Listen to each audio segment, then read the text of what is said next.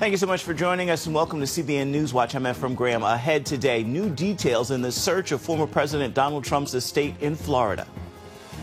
And Republicans wanting answers for why the search was carried out. It has to be something of incredible magnitude for at least my side of the aisle to say that was warranted. Without that, I think we're going to find ourselves in a very big mess as it relates to the credibility of the FBI. Some Republicans calling for hearings and an investigation into the search. A dreaded disease from the past comes back. Polio as a case recently appeared in New York for the first time in a decade. We'll talk to CBN medical reporter Lori Johnson about the concerns and the treatments. With inflation so high, millions of Americans are turning to credit cards to make ends meet, but that can mean serious debt problems. So that's why debt is so tricky. And I mean, we'll even go back, to Proverbs. The borrower is servant to the lender, right? Solomon wrote that over 2,000 years ago before there were Walmarts, Target, and the only Amazon was a river. We'll look at how damaging credit card debt can be and what you can do to avoid it. And Maverick City Music touring the country this summer with Kirk Franklin and adding a special concert in Los Angeles to bless homeless people on Skid Row. All those stories and more today on CBN Newswatch. This is CBN Newswatch. I want to begin this half hour with new details emerging about the FBI's search of former President Donald Trump's home. And Republicans are pushing the Justice Department for answers while looking for an investigation into the search. And the search may cause President Donald Trump to move up the timing of his expected run for president in 2024. Our Charlene Aaron is on this story. At least 30 agents spent more than 9 hours searching the former president's Mar-a-Lago home, reportedly removing more than 12 boxes of documents. In a statement late Tuesday, Trump called the search a horrible thing and a coordinated attack by Democrats. The probe is part of a federal investigation into whether the former president took classified records from the White House after he left office. Republican lawmakers criticized the DOJ for the unprecedented action and demanding answers. I know doing this 90 days before an election reeks of politics. It has to be something of incredible magnitude for at least my side of the aisle to say that was warranted. Without that, I think we're going to find ourselves in a very big mess as it relates to the credibility of the FBI. Legal experts say the Justice Department must explain the reasons for the unprecedented move. The Justice Department needs to be very transparent about this. They need to release the search warrant, the supporting affidavit, so we can understand why they would engage in a raid like this. Senate Minority Leader Mitch McConnell adding his voice to those calling for accountability. And Senator Chuck Grassley, the top Republican on the Senate Judiciary Committee, telling FBI Director Chris Wray that the Bureau will have sealed their own fate if they aren't extraordinarily transparent about its justification for the search.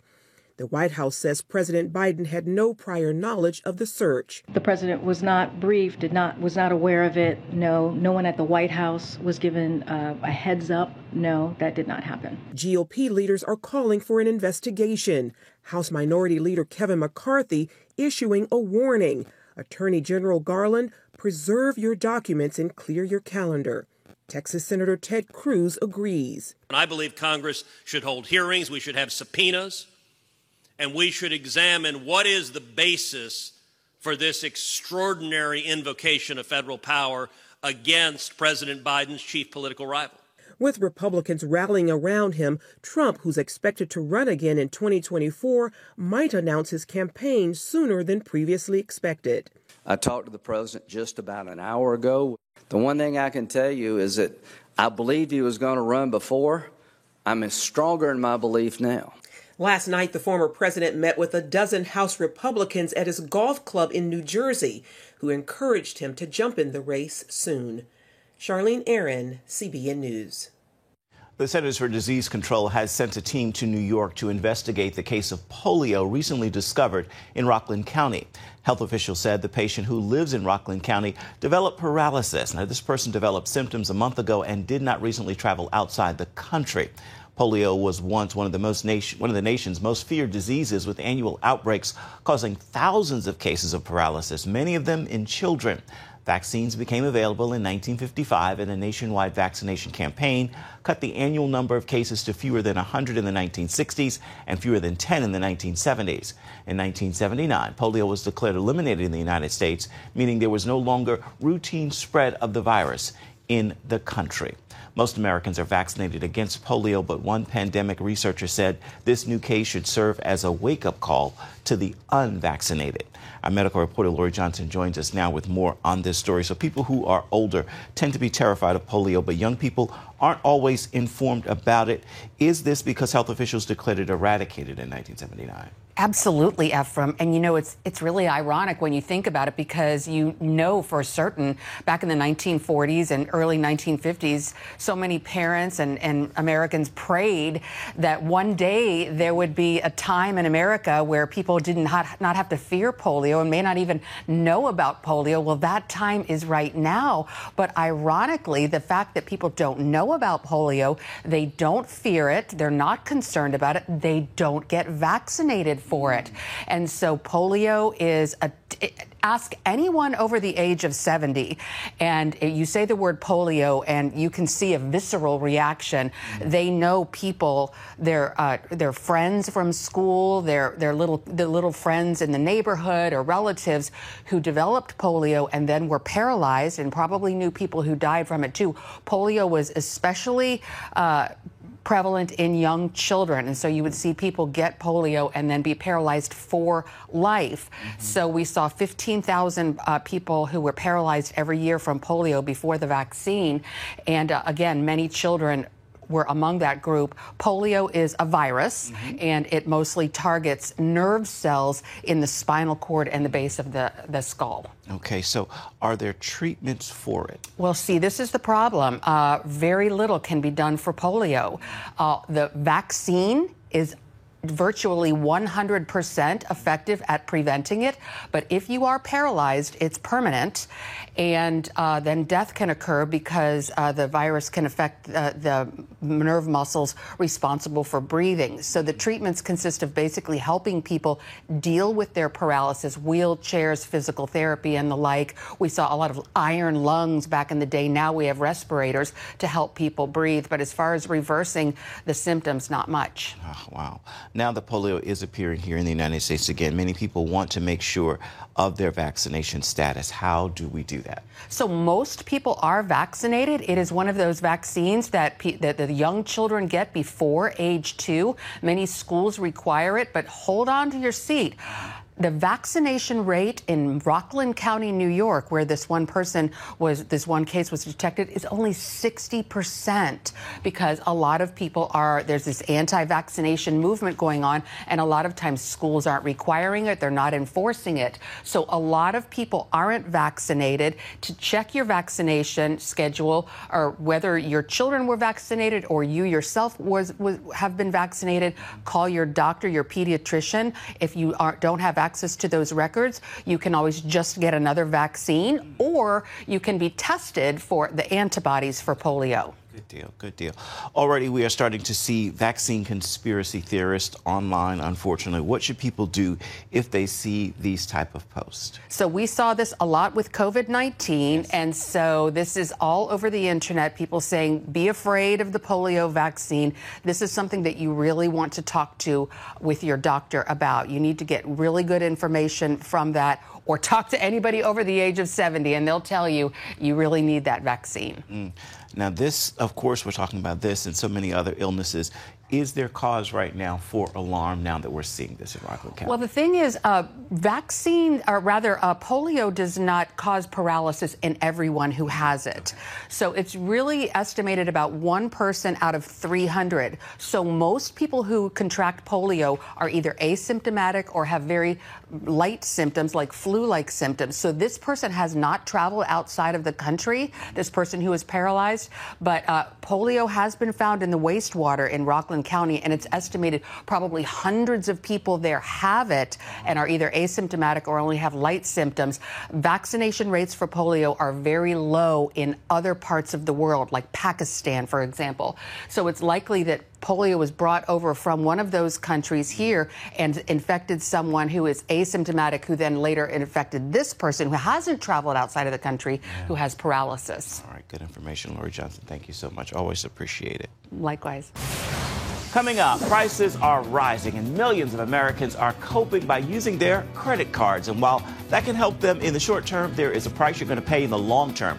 We're going to take a look at what you can do to avoid getting caught in the credit card trap. We've got the story for you when we come back. Stay with us.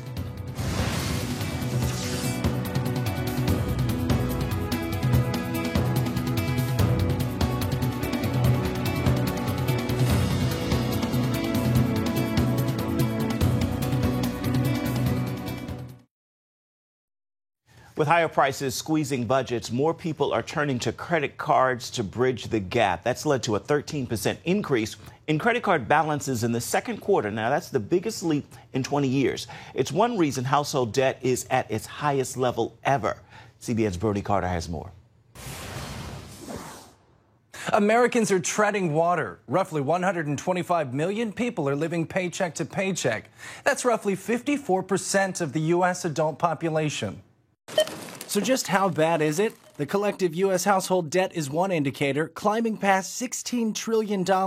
That's up $312 billion from the previous quarter. With food and gas prices surging to 40-year highs, the Fed is working to bring down inflation by raising interest rates. The Federal Reserve has more work to do to bring inflation down, to bring the economy into balance. But those higher rates mean higher interest on credit cards, as new data shows American families are using their plastic to try and balance the budget. I mean, I think it says we like to spend money. Danny Kofke, author and motivational mentor at Menturo, says higher prices are forcing Americans to borrow more money. The problem is, using credit cards only puts consumers deeper in the hole. Let's say you rack up $5,000 on your credit card, figuring you can make the monthly minimum payment of $100 with an 18% interest rate. By the time you're done paying off that $5,000 debt, it will have cost you over $12,000, and it will take you over 22 years. Years, right? Not months. Kofke says many people don't consider the total cost beyond the minimum payment, which explains why credit card balances surged $46 billion this quarter, the largest gain in 20 years. So that's why debt, it's so tricky. And I mean, we'll even go back, to Proverbs. The borrower is servant to the lender, right? Solomon wrote that over 2,000 years ago, before there were Walmarts, Targets, and the only Amazon was a river. So what can you do to bring down monthly costs? Some families are stretching their dollars at the dollar store. It's convenient. It's a lot cheaper than going to a regular grocery store. Not all the food there is great, but it's definitely better than not having anything. Kofke recommends getting a side hustle or even asking your boss for a raise. And we're still somewhat in the midst of the Great Resignation, so maybe ask your boss, hey, is there a way that I can do more here to get a raise? We know bosses don't want to lose employees right now. The expansion in household debt is typically followed by a sharp slowdown in spending and investment, furthering fears that a recession is imminent. Brody Carter, CBN News. Still ahead, a special concert in Los Angeles by Maverick City Music and Kirk Franklin to bless homeless people on Skid Row. We're in Studio 5 to bring you this story. Coming up next. Welcome back to CBN News Watch. Maverick City Music is touring the country this summer with Kirk Franklin. They've added a special concert to bless the homeless people on Skid Row. Studio 5 made the journey to L.A. for the concert and the day of service called Music Matters, which means maintaining universal strategic investments in community.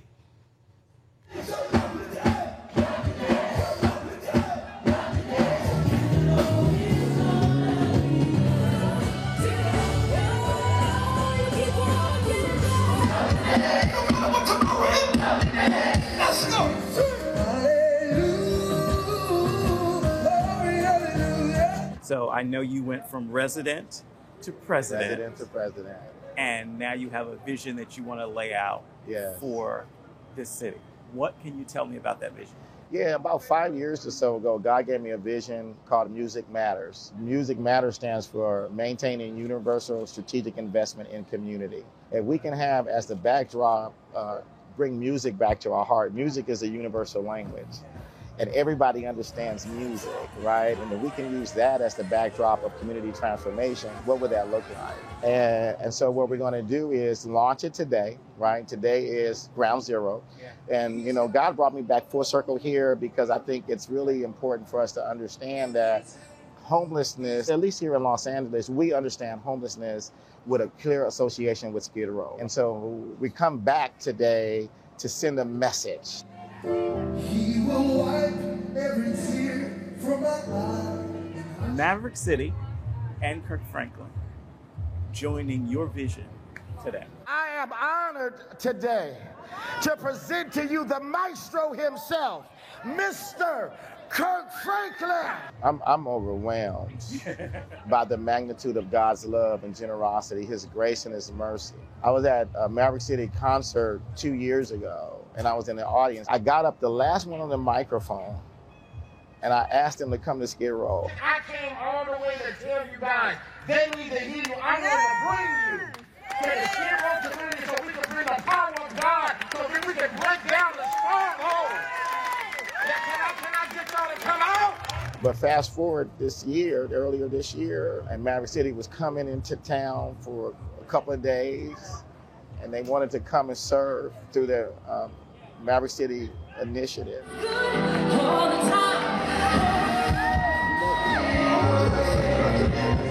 We are here sitting in the heart of Skid Row, if you will. What made you commit to being a part of this vision project for the Wow, it just does something to me, and I had no problem braving the heat, being here, waiting all this time, because I want to be a light to somebody's darkness. 2, 3, 1, 2, 3. So now you actually lived on these streets? Yeah, for 7 years I was homeless. I used to sleep in a cardboard box on Crocker.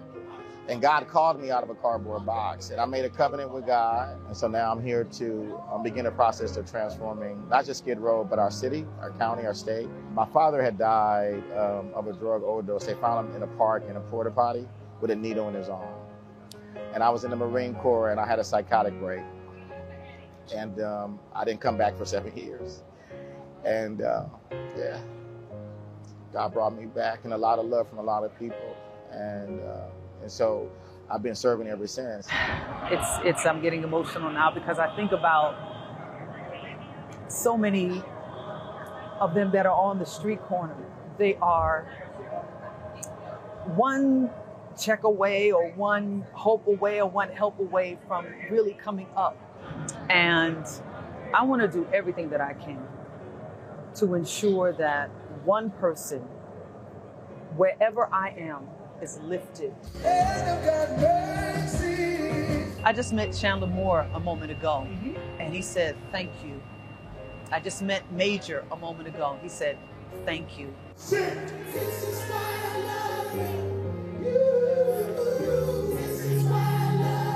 We are here in the heart of Skid Row. We like to nickname it Hope Row. While it is probably struggle, it's not void of hope. What made you sign on to do this with Maverick City, with Kirk Franklin? What made you say, yeah?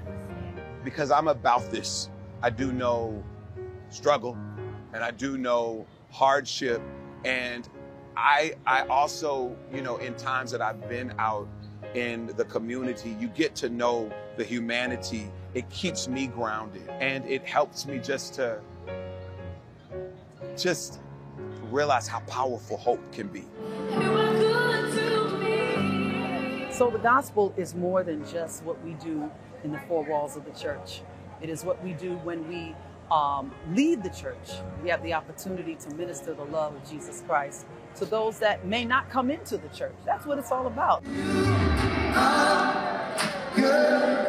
To God be the glory.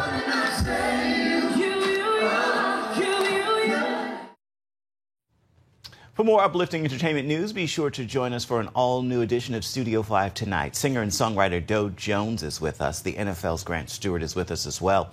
And we are sitting down with the director of Apple TV's newest animated film. It's called Luck. And you can catch Studio 5 on the CBN News channel tonight at 8:30 Eastern. Of course, you can also find it on the CBN News app. Coming up, a very special trip for the Auburn University basketball team to Israel. That story's coming up next. Stay with us. An amazing visit to Israel for the Auburn University basketball team. They were there for a 10-day trip to play 3 exhibition games, but they did far more than that. Players also embraced the literal paths taken by Jesus Christ while in the Holy Land, even taking the remarkable step of getting baptized, as you see there, in the Jordan River. The team shared a special moment with each other when they were baptized in the biblical river.